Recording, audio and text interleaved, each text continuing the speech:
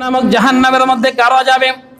আল্লাহ সুবহানাহু ওয়া তাআলা কুরআনুল কারীমের ৭০ নম্বর আয়াতের মধ্যে বলেন, ৭০ নম্বর সূরা মাইদার মধ্যে বলেন, কাল্লা ইন্নাহা লাযা নাযাআতাল লিশ-শাওয়া তাদউ মান আদবারা ওয়া তাওয়াল্লা ওয়া জামাআ ফাওআ। আল্লাহ পাক বলেন, লাজা নামক জাহান্নামের মধ্যে কারা যাবে? অনেক কষ্টকর হবে। এই জাহান্নামের মধ্যে মানুষ যারা যাবে তারা কেউ শান্তিতে থাকবে না, কষ্টের পর কষ্ট হবে। মানুষের শরীরের চামড়া পর্যন্ত জলে চারখার হয়ে যাবে, শেষ হয়ে যাবে। যখন আপনাকে রিমান্ডে নেওয়া হবে একরকম শাস্তি হয়, আর যখন এমনি জেলখানার মধ্যে রাখা হয় একরকম শাস্তি হয়। এই লাজন আমি জাহান্নামে যাদেরকে দিবে তাদের চামড়াগুলিকে জলে পুড়ে সারখার করে ফেলবেন, শাস্তি দেওয়া হবে, তীব্র শাস্তি আপনি পাবেন।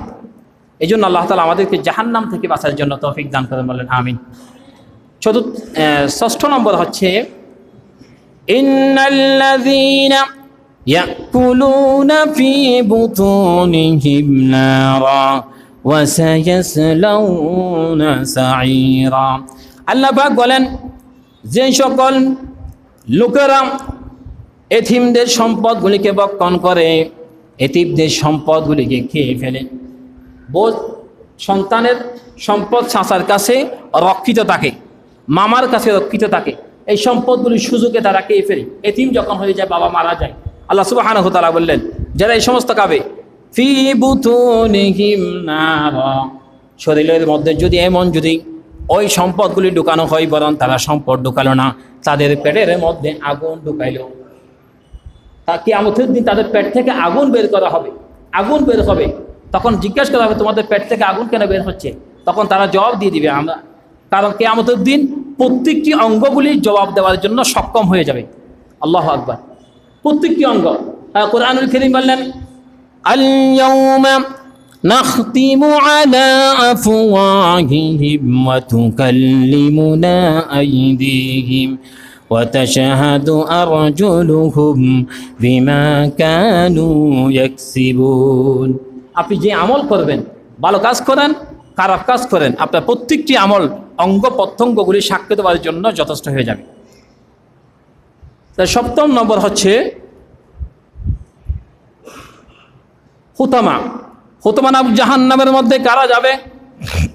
আল্লাহ সুবহানাহু ওয়া তাআলা বললেন, ওয়াইলুল লিকুল্লি হুমাযাতিল লুমাযা আল্লাযী জামাআ মালান ওয়া আদ্দাদা ইয়াহসাবু আন্না মালাহু আখলাদা। এই ব্যক্তি যারা জাহান্নামে যাবে, মাল সম্পদকে অর্জন করে শুধু সম্পদের পিছনে লেগে থাকবে, তাদের হায়াত কোন দিকে যাচ্ছে, কবরের দিকে যাচ্ছে কিনা, পরকালের দিকে যাচ্ছে, চুল দাড়ি সমস্ত কিছু পেকে যাচ্ছে।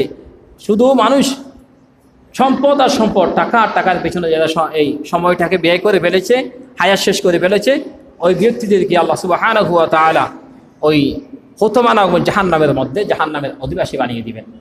তাহলে আমরা জাহান্নামে কেউ যাওয়ার জন্য চাই না, কেউ চায় না। যদিও অপরাধ করি, আত্মসমর্পণ করে, ফুড স্যালান্টার করে, আমরা চাই জেলখানায় না যাওয়ার জন্য।